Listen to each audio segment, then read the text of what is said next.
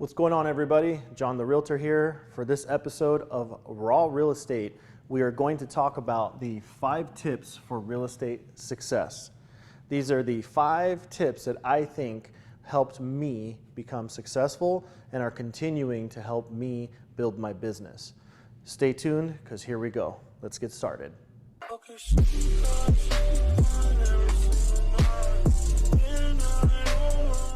All right, guys, here we go. So welcome to Raw Real Estate, where today, again, we're going to talk about the 5 tips for real estate success that I believe have helped me throughout my career. All right, so we're going to go right into it, and we're going to start with number 1, okay? Number 1 is have a business plan. Okay, a lot of people think that in this business, you're going to join an office and they're just going to hand you leads. Well, unfortunately, that's not how it works. I know people have come in and come and gone thinking, oh, I'm going to, just get leads as soon as I sign up. And it's like, you can if you get, if you work floor time and, if you're on the phones or whatever, that can happen. But ultimately, this business is about you bringing in your own leads. So that's the biggest thing is lead generating and having a plan. If you don't have a plan, how do you know how to get leads and how do you know how to get business, right? So the first thing is set your spiritual goals.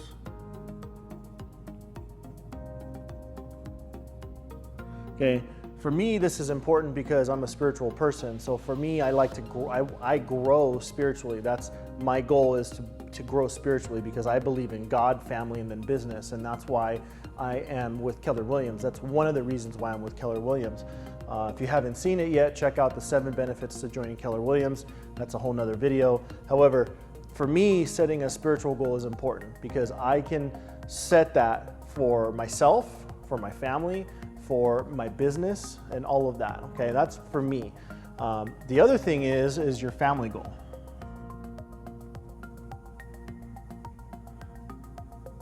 Okay, your family goal. What's your goals in your family? Do you have a girlfriend or do you have a boyfriend and you want to, take that next step and that's your goal this year? Or are you married and maybe you want to have kids and you don't have kids, or you have kids and you have a goal to go on a vacation, or whatever that family goal is. Maybe you want more balance in your family. Maybe you want that. That's going to be a goal. So I always recommend putting your family goals as part of your business plan. Maybe you want to pay off debt, and it's something that you haven't done, and maybe this year you think, okay, I'm going to pay off some debt and it's going to be part of my business plan, and this is how I'm going to achieve it. That's very important. So that brings me to number 3, which is your business goals. Okay, why is that 3rd on the list?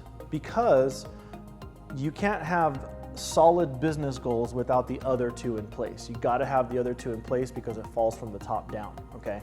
In order for you to have business goals, you need to know what you want to do for your family, and you want to know how to grow spiritually within yourself. So that's important, knowing your numbers and being able to set that goal. So if you want to hit $200,000 GCI, gross commission income, if you want to hit $1 million GCI, depending on what market you're in, or maybe you've hit $1 million a year and you want to go up to 2.5 million this year, whatever that is, or 10 million if you're in higher end markets, those of you that are in LA or New York or wherever you're at. If you want to set that number, it doesn't matter what the number is, you need your goals in place. Okay, so next what we're going to do is we're going to go to number 2. And actually, yeah, so we're going to go number 2. So number 2 is having a balance. A balance. Okay. This is very important. If you're married and you come to work and you're in the office all day long, the last thing you want to do is take your office home and be home with your family and be looking at your phone or looking at emails or doing what have you based on your business or based on your volume that you're working with at that time. You want to have a balance. You want to set your schedule. Even though in real estate we really don't have a schedule, but you still want to set your schedule. You want to, you know, whether it's taking Sundays off to be with your family, or whether your goal is to leave work by 4 p.m. every single day and being home, or, you know, Saturdays working half days, whatever that is for you and for you specifically, that's what you need to do. Now for me, Sundays for me are family day. However, there are times when I have listing appointments, or I have to meet a photographer on a Sunday, or I have to go show homes to a buyer on a Sunday. I'm not opposed to that, because I know that for me, there's going to be times where I need to grow that business, right? But for the most part, that's my day to be away from work and away from everything. I still work Saturdays. Today is Saturday that I'm filming this video, so I still work Saturdays. I still do other things on Saturdays. Those are typically my winding down days, getting paperwork all together, doing all of that. So that's gonna be, that's for me, that works, okay? And usually every day I leave by a specific time, and when I'm home, I put my phone away. I'll answer calls, or I'll answer text messages based on a needs basis. But other than that, I have a balance, and I'm still trying to work on it. In this business, you're never going to find the right balance. All right, guys? So we're going to go to the next one. All right, guys. So for number 3, all right, number 3 is very important to me. It's know your numbers. Okay? This is in bold letters, capital letters, because it's very important to know your numbers. If you don't know your numbers, then how do you know when you're going to cap? For me, again, I work for a company that caps me. Excuse me, I've been here 5 years, and I've capped every single year, and I've gotten 100% commission every single year. Now, every single year, with the exception of the first year, I have known how many deals it takes for me to cap, okay? So with this, I do have a video on 100% commission and how it works with Keller Williams, and that sort of is knowing your numbers. But I have a spreadsheet. I type in each transaction that I close. I have it automatically calculate my commission, my splits, and all of that. So you guys need to know your numbers. That is huge, huge, huge in this business. If you don't know your numbers, you will be lost, and you will not know where you are by the end of the year, or if you're with a company like Keller Williams that caps, you're not going to know where you're at. So track your sales, track your numbers, know where you're at every single month, every single day, and be consistent about it, okay? So number 4, very important, lead with revenue. Okay, a lot of people come in and go, oh man, I need business cards, I need this, I need that, I need for sale signs, I need, you know, all these things. And you know what, guys? That's all good and great because you need it to do your business and to perform. But marketing, when I talk about marketing or leading with revenue, I'm talking about your marketing. You don't want to spend unnecessary money on things that you can't afford. So if you can't afford big marketing campaigns, then don't do it. Lead with the type of business that you have and the revenue that is coming in. Typically 10% of your checks should go towards your marketing. Do not spend more than that, or if you don't have it, don't spend unnecessary funds just for your marketing. There's a lot of people out there that will open up a credit card just for marketing or just for advertising, but you know, if you don't have the business to pay it off, then how are you going to do that? How are you going to manage that? So lead with revenue, always very, very important.